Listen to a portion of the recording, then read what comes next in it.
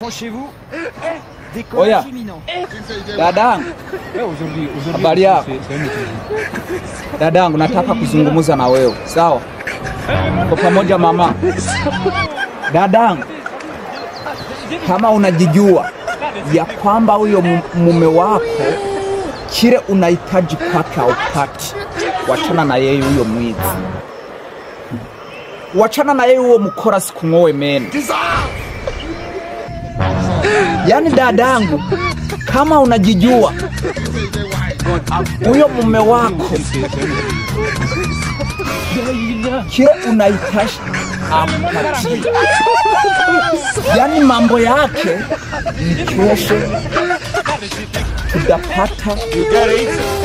Mama, tafuta hata kama ni jirani yako, huyo mtaishi.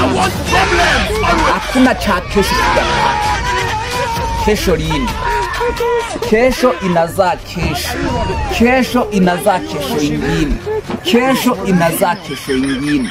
Kesho haitawahi fika.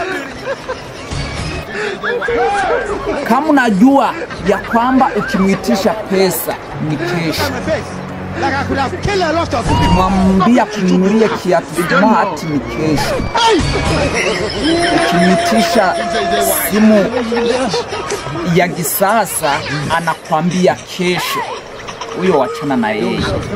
Huyo ni mwizi. Siku moja utapata amechukua sufuria ameenda kuuza. Kesho ingine atachukua kiatu yake aenda uze.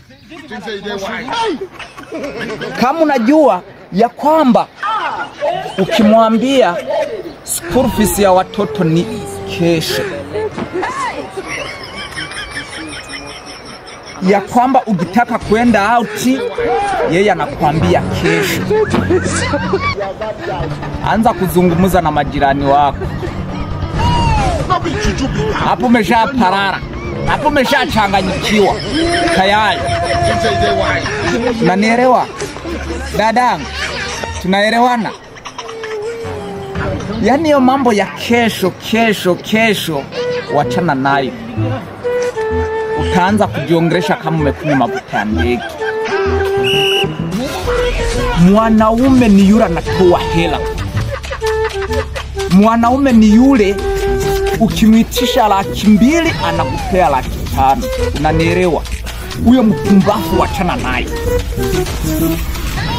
Huyo mpumbavu atakungoa meno. Huyo ni mkora, huyo ni mwizi. Utakuja kujiongelesha baadaye. Na mimi nimekuelezea. Tafuta jirani yako. Anza kuongea na jirani vizuri sana, mpumbavu mkubwa sana. Tumeaje?